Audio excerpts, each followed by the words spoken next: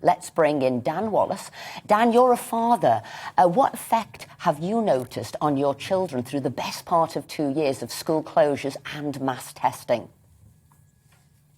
Yeah, and for us, we've got 2 kids in nursery, so just over a 2-year-old and just over a 10-month-old. And so for us, it's nurseries, and my brother's got kids in primary school as well.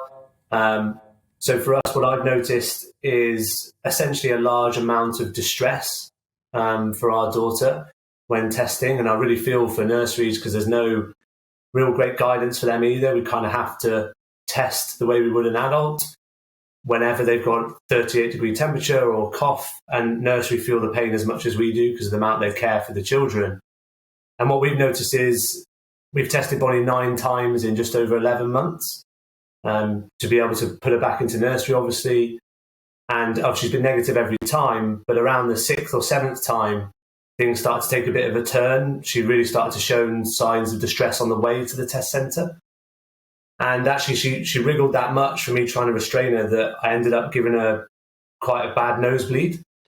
And I thought that was bad. And then the 9th time, on the way to the test centre, as we approach, not even test centre in sight, we're at the traffic lights, Bonnie starts going, no, no, no, and getting really upset. And then when we get to the car park, she's already screaming. She's already in distress. I'm having to hold on to her and try and calm her down, but there's just nothing you can do.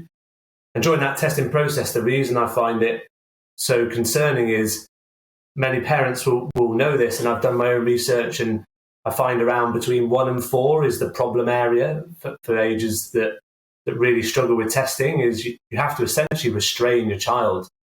Let me add a bit to that, and I don't really like thinking about it. It's wrapping your legs around your child and pretty much putting them in a headlock to be able to get the test done, which is obviously not what we would expect adults to do. And I'm sure if adults had to be tested that way, we wouldn't be testing in this way. And essentially what led to this time was she got that traumatic and that distressed that just after the test, she vomited twice. And she was negative, right? So she wasn't ill, but she did have a spike in temperature, probably teething, as kids do between those ages very regularly. And I found it really, really distressing and just decided I needed to kind of get my voice out there. Their petition has started recently, but yeah, for me, it's more, there has to be a better way to test these children if we have to test them. And better still, what does the data say really about effect on children and how much we need to keep testing?